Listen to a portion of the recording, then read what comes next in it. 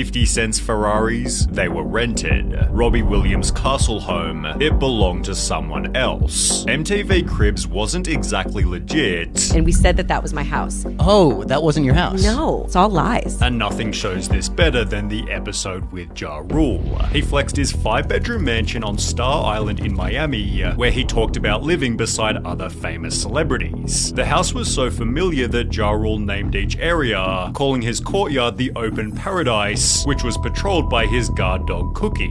It was shown in the intro that the property was a rental, but this was assumed to be on a long-term basis, given he knew almost everything about the mansion. However, as it turns out, Ja Rule's house on Cribs was actually a 4-day rental, which was exposed in the most embarrassing way, by lawsuit. Ja Rule paid $46,000 for the 4-day lease, promising the mansion's owner it'd be used as a private home for 8 adults with no video shoots and no loud parties. Well, Ja Rule broke all 3 conditions, shooting his MTV episode whilst having a party with over 600 people. In the process, holes were punched in the walls, furniture and doors were damaged, the driveway somehow cracked, while condoms and syringes were left throughout the house. As a result, Ja Rule and MTV were sued for $1 million, but at least it looked like a house that Ja Rule would live in, as the Yin Yang Twins' crib was laughably out of character.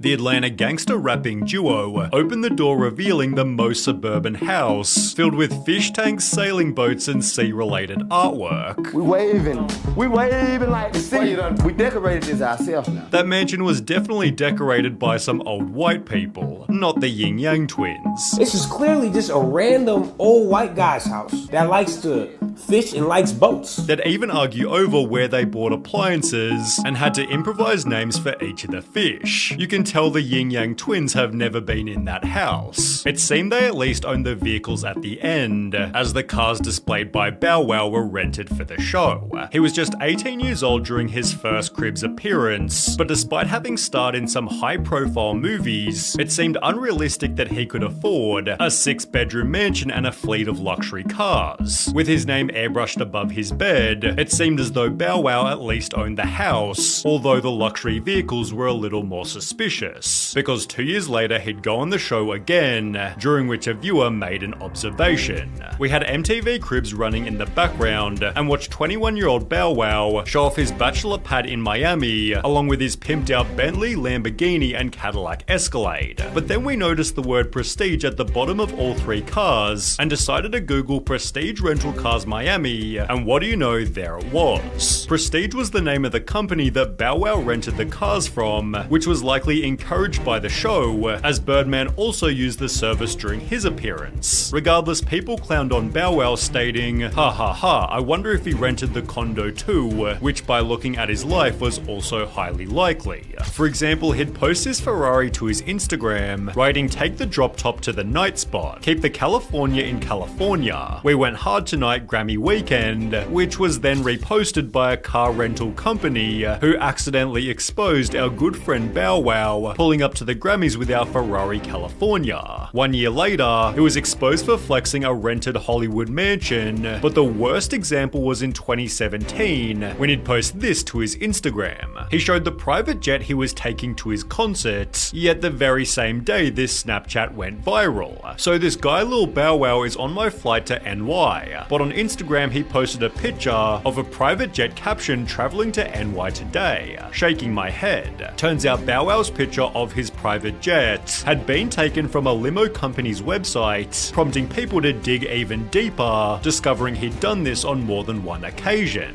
It seems his MTV Cribs episode led to years and years of faking luxury, but as mentioned in Bow Wow's expose, 50 Cent had done a similar thing. 50 Cent's episode was the definition of excess. He showed his 19-bedroom, 35-bathroom mansion, which included a squash court, movie theater, recording studio, and its very own nightclub. Equally impressive was his car collection, which included 4 different rare collectible Ferraris, leading him to state, "I know you ain't see these before when you was watching Cribs because Everybody ain't got these. Yet it seems 50 Cent didn't have them either. Each Ferrari had little numbers on their windshields, leading to a forum post reading, "If you notice the small white numbers in the top left-hand corner of the windshields on the F50 and Enzo, those are the numbers of the cars that were in the Hartford Concorso parade," which was confirmed when the user posted these photos. Another forum member added, "It's pretty obvious that they aren't his, because it's a known fact that there's only one yellow Enzo in CT, which was owned by a pretty well-known hedge fund manager."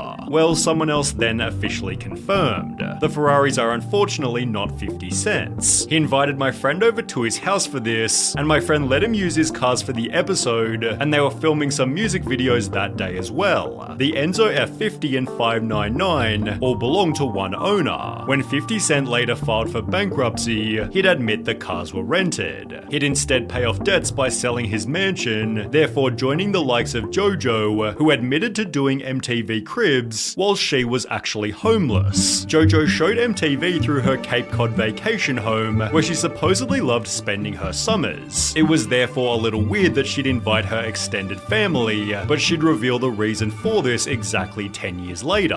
JoJo was asked about the episode in a Huffington Post interview, to which she'd respond, "It was so ridiculous. The thing is, we didn't have a home at that point. My mum and I were living out of suitcases and were mostly in hotels. So that was actually my uncle's house on the Cape. That wasn't my house, that wasn't my stuff. I should have balled hard and been like, welcome to my crib, look at how luxurious it is, and I should have rented out a place. But no, I just used my uncle's crib." JoJo further clarified. So we went to the Cape, which I've never been to the Cape. I never go to the Cape. And we said that that was my house. Oh, that wasn't your house? No, that was not my house. We brought in some items that I had.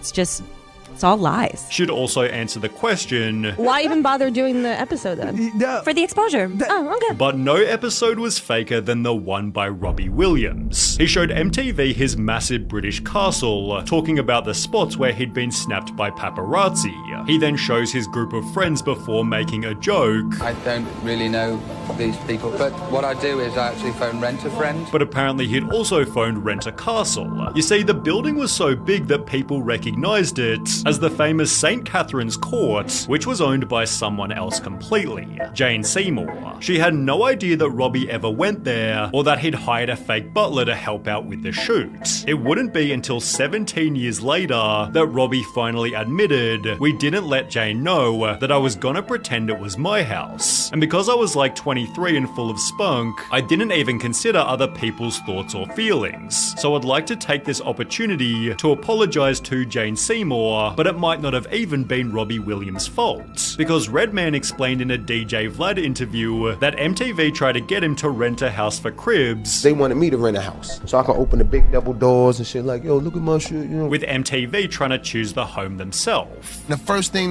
they said was, all right, we got a couple of houses picked out for you. Wow. And I was like, oh, okay. Well, Redman simply refused. And I said, you know what, no, I don't want to rent a house. I want y'all to come to my house. Accidentally making the show's most relatable episode. He brought MTV Cribs to his 2-bedroom apartment, where he ironed his shirts on the floor and flexed his frozen fish fillets. Redman's recording studio was just a messy bedroom, whilst the rest of his house was in such disarray, you could barely notice his cousin sleeping on the ground. He concludes the episode stating, "Next time y'all need to find me, just rub these 2 wires for the doorbell." Don't worry about the screen too, it's still good. The realest episode of MTV Cribs. Redman didn't fake it like other celebrities.